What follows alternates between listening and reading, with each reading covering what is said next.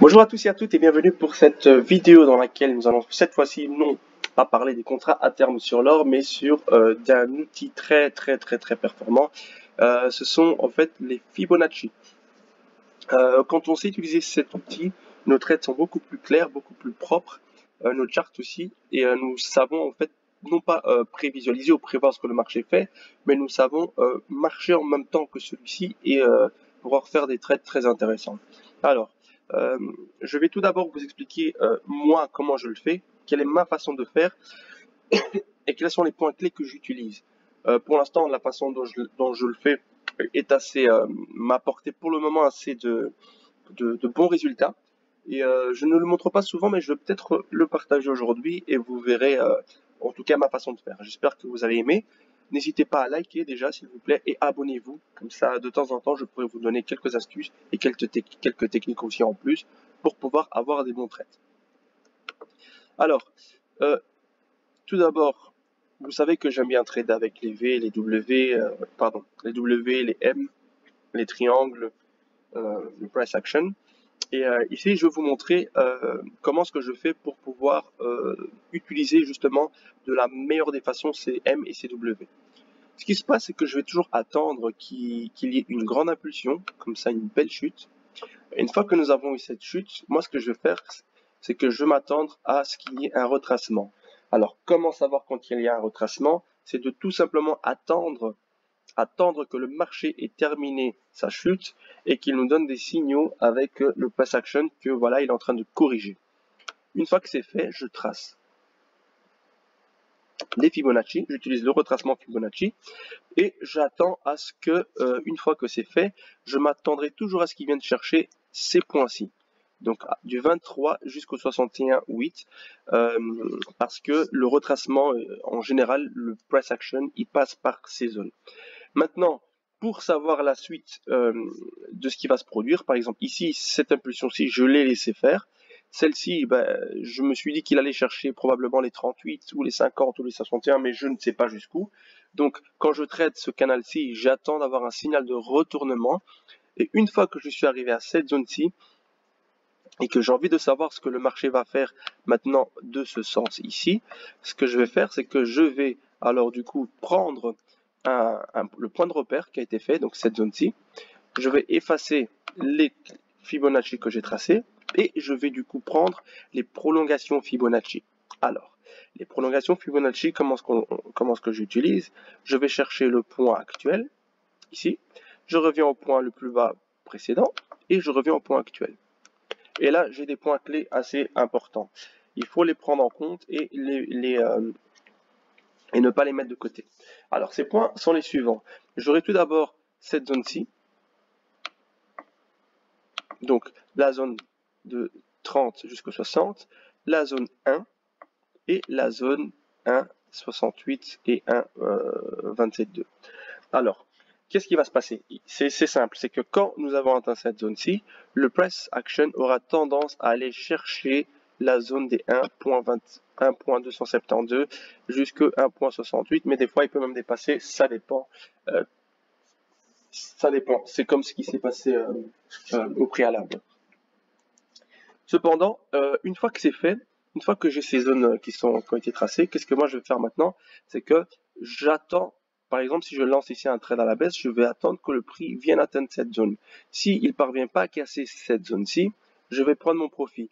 S'il parvient à casser le 61,18, je vais m'attendre à ce qu'il aille chercher les 18,89 ici dans ce sens. Et s'il casse, eh bien, il va aller chercher la zone plus basse. Ici, dans ce niveau-ci, on voit qu'il n'a pas atteint la zone des 1 ni la zone plus basse. Donc, il a fait un W. Il a fait tout simplement un W avec le côté droit plus haut que le côté gauche.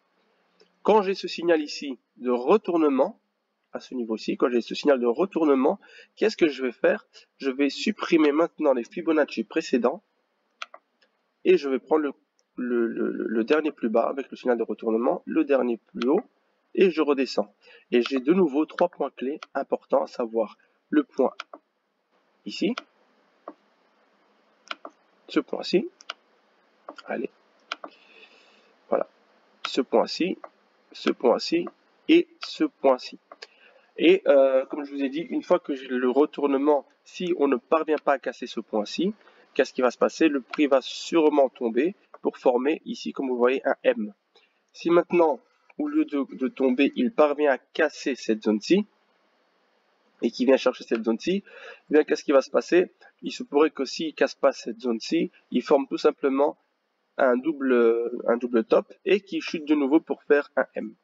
Maintenant, s'il parvient à casser ce point clé et qu'il va chercher ça, ben, il aura formé du coup son W et il faut voir maintenant où est-ce qu'il va s'arrêter, soit là, soit là, soit là. Ça, c'est encore une fois en fonction du price action et de ce que le marché nous dit. Alors, voilà comment que moi j'utilise les Fibonacci. Je vais faire un petit récapitulatif et vous allez voir comment que je fonctionne. Et cette fois-ci, ce que je vais faire, c'est que je vais utiliser un autre W par exemple. Attendez, je vais supprimer les dessins. Donc je vais faire un autre W, cette fois-ci, je vais faire le côté droit plus bas que le côté gauche. Alors, ici, j'ai une impulsion qui s'est faite. De cette impulsion, ce que je fais, c'est que je trace les Fibonacci. Je prends du haut jusqu'au bas de l'impulsion. Une fois que j'ai eu le bas de l'impulsion, je m'attends à ce qu'il arrive au moins au 0,38. S'il n'atteint pas les 0,38, moi j'attendrai qu'il atteigne au moins les 0,38 parce que sinon c'est pas très valable. Comme ici par exemple, vous voyez, je n'ai pas atteint les 0,38. Pardon, 0,38, donc il serait un petit peu dangereux d'y aller pardon, sans attendre qu'il ait atteint cette zone. Mais bon, il arrive qu'il n'atteigne pas et qu'il parte à la baisse. Une fois que j'ai cette zone qui a été faite, ici, attends, supposons que je descends un peu.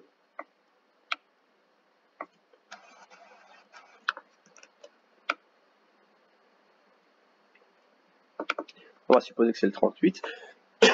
Une fois que nous avons atteint cette zone, qu'est-ce que je fais? C'est que je la trace, ou je la garde tout simplement en tête. Je prends les prolongations Fibonacci. Je trace l'endroit le plus haut actuel, l'endroit le plus bas précédent, et je regarde. Et qu'est-ce que j'ai ici? Je vois que j'ai les zones clés que je vous ai dit au préalable. Cette zone-ci, et cette zone ici plus bas. Ici. Donc, moi ce que je vais faire, c'est que dès que j'ai le signal, je vais attendre à ce qu'il vienne chercher cette zone. S'il parvient à casser cette zone, je vais tout simplement rester dans le trade. S'il vient dans cette zone-ci et qu'il la casse pas, ça va être un double bottom et donc il va aller à la hausse. Et s'il parvient à la casser, il va tout simplement aller par le bas. Et une fois qu'il a atteint le 1.27 ou 1.41, c'est des zones où déjà on se dit, voilà, il se pourrait qu'il commence à se retourner, donc on reste attentif. Et dès qu'il a atteint en fait la zone où il commence à se retourner, par exemple ici, nous allons faire quoi? Nous allons tout simplement la garder en mémoire. Nous allons prendre encore une fois les prolongations Fibonacci, l'endroit le plus bas, le précédent plus haut, et on revient en plus bas.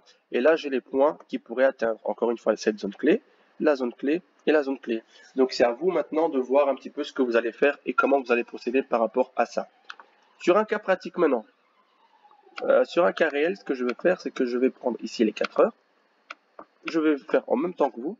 Donc, pas en même temps que vous, je vais le faire maintenant sur du direct, enfin du live, sur ce qui est en train de se passer là en direct. Je prends, comme vous le savez, toujours le plus haut et le plus bas, la bougie, l'ombre y compris. Et qu'est-ce qu'on constate actuellement? C'est qu'on a effectivement déjà atteint les 38,2 en ce moment. Alors, une fois qu'on a atteint les 38,2, moi je ne sais pas si on va aller chercher maintenant redescendre et chercher les 50 ou les 60. Je ne sais pas. Ça, il faudra regarder dans les autres time frames qu'est-ce qui se passe et éventuellement pouvoir entrer soit à la baisse, soit continuer et de rester à la hausse. Maintenant, ce qu'il faut se dire, c'est que moi, je vais prendre ici pour cette vidéo, je vais supposer que nous avons un signal dans un laps de temps plus court de retournement. Alors, ce que je fais, c'est que je vais retenir cette zone-ci des 38. C'est la zone dans laquelle, en fait, nous avons buté pour l'instant. Je vais effacer le retracement Fibonacci, parce que pour moi, il a retracé jusque là où il fallait. Je vais prendre les prolongations jusqu'au plus haut actuel. Je descends au plus bas précédent, la bougie, l'ombre y compris. Et je reviens au plus haut actuel. Et qu'est-ce qu'on peut constater? On peut constater tout simplement, je vais même rentrer dans le 3 heures. on peut remarquer ici que le price action, il a bien respecté ici l'intérieur, il a bien buté à l'intérieur et que quand il casse, il va bien chercher également cette zone clé que nous avons montrée.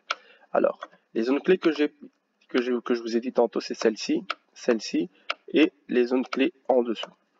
Moi, ce que je peux attendre maintenant, c'est que si nous n'allons pas chercher les Fibonacci au niveau 50 et 60 qui sont au niveau des 1905 et 1910, c'est que maintenant nous aurions cette probabilité que le marché vienne chercher maintenant cette zone clé ici, qui vienne atteindre cette zone clé ici. S'il s'arrête ici, il partirait vers la hausse. On aurait formé du coup un W, vous voyez, pour partir à la hausse. S'il s'arrête dans cette zone-ci plus bas, nous aurions formé du coup un double top et nous partirons plus haut. Et s'il vient chercher la dernière zone clé ici en bas, nous aurons formé tout simplement, au lieu du double top, un W avec un, ou plus bas, attendez, un W avec le côté droit plus bas que le côté gauche, et ça irait ensuite à la hausse. Donc voilà, ce que je peux dire alors pour l'instant, c'est que faut rester attentif à ce qui va se passer, mais voilà, je vais vous faire un petit truc ici, c'est par exemple de regarder ce qui s'est passé un peu plus en profondeur. Regardez, ici nous avons eu, encore une fois, comme je vous le dis souvent, ce W qui a été formé. Voilà, nous n'avons pas encore retesté le milieu du W, donc on pourrait venir à penser que le prix actuellement, il fluctue, il est en train de monter, mais il viendrait probablement toucher cette zone-ci avant de redescendre. Ça, c'est une probabilité. Qu'est-ce qui me fait dire ça également? C'est que ici, nous avons notamment cette zone-ci, et nous avons également l'autre zone de triangle. Attendez, je rentrais ici sur 3 heures. Voilà. Voilà, donc nous sommes dans ce triangle. Je vais même enlever, supprimer ici. Mais avant de supprimer, on va voir les points qu'on pourrait atteindre. On pourrait aller chercher déjà les points 80, le point 76, le point 70. Et si on casse cette zone, on irait probablement chercher ici les points 1853. Et si on casse, on irait vers les 40, voire les 30 s'il veut aller chercher encore plus bas. Donc voilà, c'est ce que j'ai ici maintenant. C'est ce que je voulais vous montrer par rapport au Fibonacci. C'est comme ça que je les utilise pour voir un petit peu là où on pourrait aller. Donc moi, pour l'instant, ce sont des zones clés que j'ai en tête. Et maintenant, supposons que voilà, ces zones clés sont faites et que nous avons atteint la zone ici. Qu'est-ce que je ferai? Je viendrai prendre ici les Fibonacci, le point actuel, le point précédent plus haut et le point actuel. Pour me donner quoi? Les zones clés suivantes. Donc ça pourrait me dire que d'ici, on pourrait monter jusque de nouveau les 1960, 1860, pardon, les 1900, 1913, 1930, d'après, et même 50, d'après ce que j'ai ici. Donc voilà, voilà ce que je voulais vous montrer, la façon dont moi j'utilise les Fibonacci. C'est vraiment de cette façon que j'ai l'habitude de trader. Je commencerai toujours par attendre l'impulsion première. L'impulsion première, je prends un retracement Fibonacci. Une fois que j'ai le retracement Fibonacci, je reprends la prolongation que je devais tracer sur le retracement et le plus bas ou le plus haut précédent en fonction de ce qui va se passer. Et en fonction de l'évolution du price action, j'avise et je le fais au fur et à mesure. Donc voilà, j'espère que vous avez apprécié cette petite vidéo concernant les Fibonacci.